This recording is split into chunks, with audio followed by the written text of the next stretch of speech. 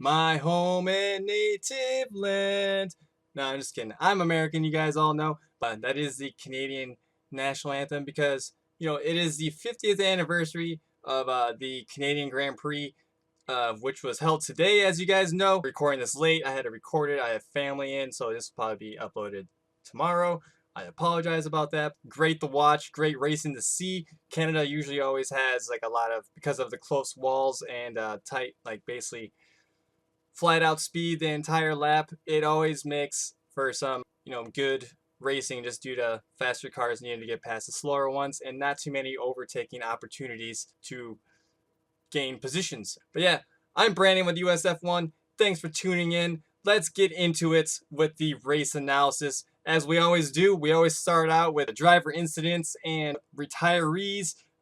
As you guys already probably noticed on the formation lap alone, Daniel Kvyat had a problem starting the formation lap. He ended up not being able to start out in his grid position that he qualified in. I'm sure he's very ticked off. Kvyat always has like the worst luck ever. He did end up starting the race from the back of the grid, and he ended up coming P17. He ended up retiring later after 3 separate stops, which was very unfortunate for Kvyat. And his teammate Carlo Sainz got, he got a little bit aggressive going into turn 3. Got a little bit aggressive trying to, get past Romain Grosjean. He ended up side swiping him, spun him around, hit the wall, ended up colliding with Felipe Massa. And, they both were out. Both Massa and Sainz were the first ones retired in the race, coming P20 and P19. I'm sure it was a very disappointing day for both of them. Sainz was just a little bit too aggressive there, and Massa was just the, victim there. But unfortunate for Massa. And then Max Verstappen ended up having a battery issue, which ended up making him go out at the end of lap 11. I think he said his battery failed, so that ended up bringing out a virtual safety car, which ended up giving Kevin Madison was running, I think, P13 at the time, P10. Yep, he ended up passing Nico Hulkenberg at the very end of the virtual safety car. I guess he crossed the line. I guess he passed him just a couple feet before the line, and he ended up taking a 5-second grid penalty, and he ended up finishing 12th. Fernando Alonso, I don't know why it says on this, on the race classification that he finished the race, but we obviously know that he didn't. He ended up coming P16, and he ended up, his car ended up failing on lap 68 of 70, and that is, gut-wrenching for Alonso. But he did end up getting out of his car. You can tell he was very mad, but he went straight into the stands and started throwing his gloves out.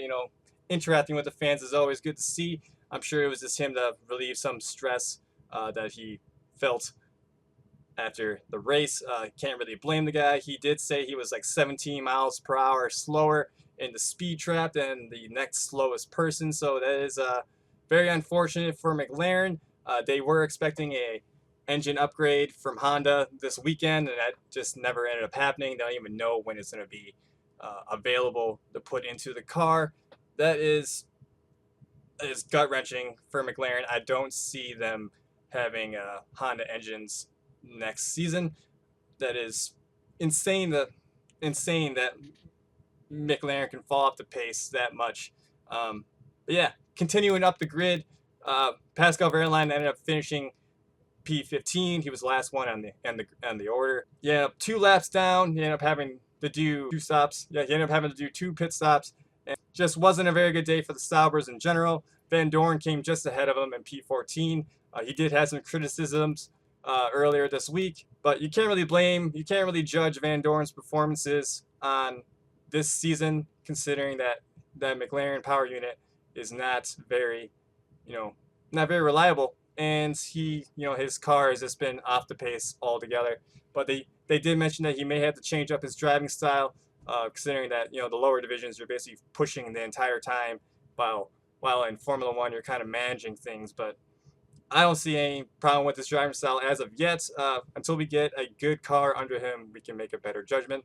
Verlaine's teammate Marcus Ericsson came P13. Another no points finish race for Sauber, but at least they finished the race. Yeah, very, I guess, solid day for Sauber. I'm sure they wanted to have better results, but Sauber is not really pushing results in dry weather because of, obviously the rain held off.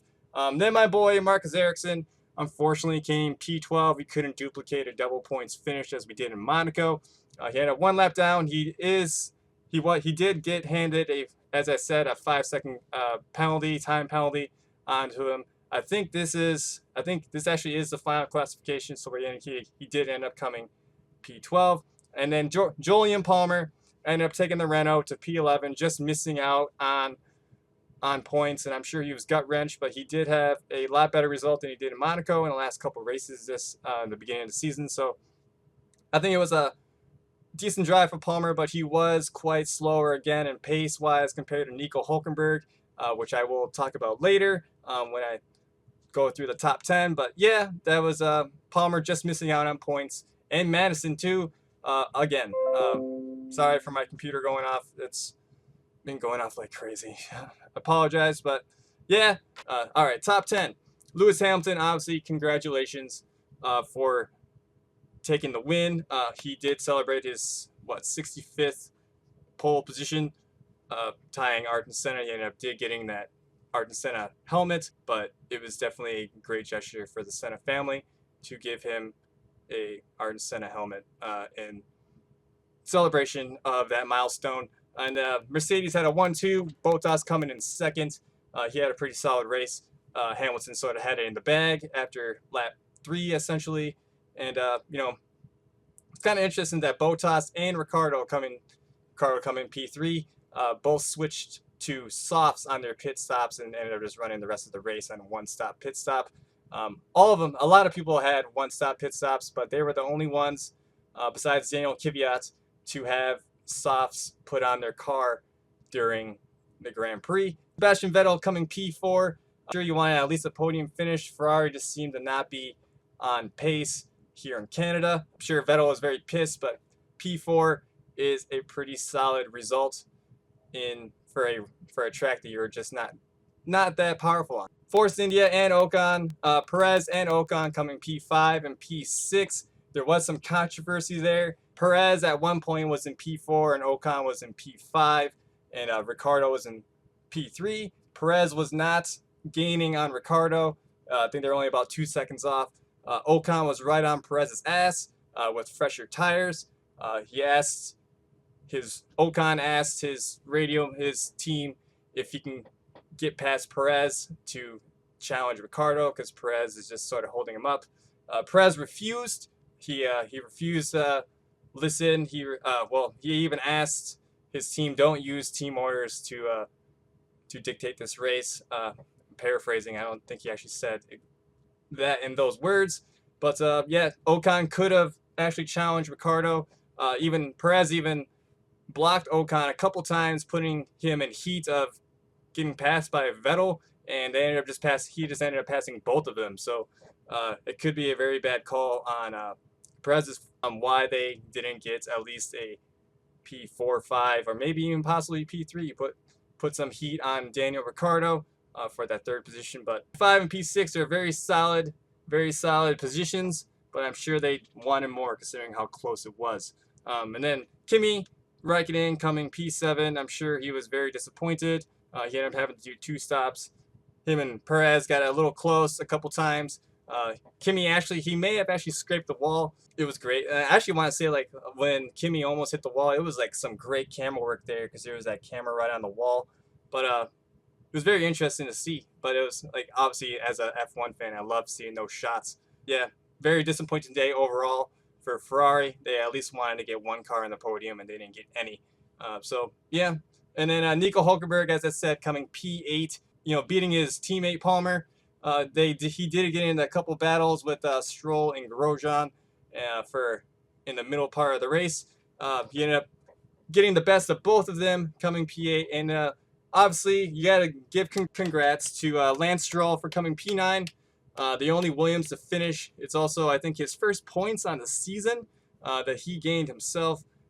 Very solid drive for Lance, especially at his home Grand Prix with all his family there and friends, and lots of support from the Canadian citizens that went out and attended. That was a pretty packed Grand Prix. That was like very high attendance. I was quite impressed. Yeah, Lance Stroll had a pretty solid showing. Let's see if he can replicate that in Baku. I've rounded it all off in P10, Romain Grosjean. For my team in Haas, we got 1 point towards the Constructors' Championship. Rather want a couple, like a double points finish, but can't fault them too much for at least getting P10. We've been having issues all practice, and yeah, just finishing sort of helped out. Yeah, guys, what do you guys think? Who was your driver of the day for Canadian Grand Prix? I would actually have to say it's Esteban Ocon, only because he actually took the heat to everyone. Like, he was not being stopped for anything. Except if it wasn't for Perez, he may have even had at least a shot at a podium finish. But yeah, guys, who are your guys' driver of the day? Leave a comment below who your DOD is today. Here is the fastest lap. It is Lewis Hamilton. As you can see there, here's the current Constructors' Championship and the current Drivers' Championship going into Baku, which is on June 25th in 2 weeks in Azerbaijan.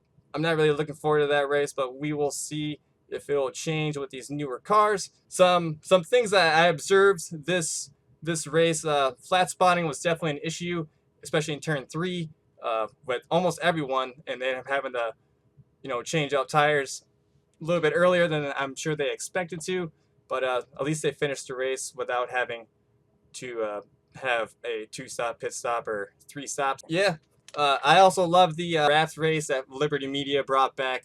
It seemed to be quite fun for the fans and everyone involved. It was just great to see that there's more festivities other than just racing and it being all serious. There is a fun side of the racing, and a lot of the fans and drivers are pretty, they're not all like stiff robots. We all are people. We all like to have fun, and not always be so stressed out and so serious all the time. It's always good to see some fun and some game silliness going on during during the downtime when you're not racing. It's always great to see. Carlos Sainz, for his little shenanigans that he pulled off with Grosjean and Massa, he is going to be handed a 3-place grid penalty for the Baku Grand Prix. So wherever he qualifies, he will be dropped 3 places from there. So I'm sure he wants to qualify really, really high so he doesn't have to start all the way from the back. But yeah, guys, vote for your DOD down below. Drop a like. Canadian Grand Prix, Lance Stroll, me, I don't know. Drop a like on the video. It is always appreciated. Subscribe if you're new around here. Yeah, guys, until my next video, thanks for watching. I'm Brandon with USF1. Thanks for watching. Till next time, peace.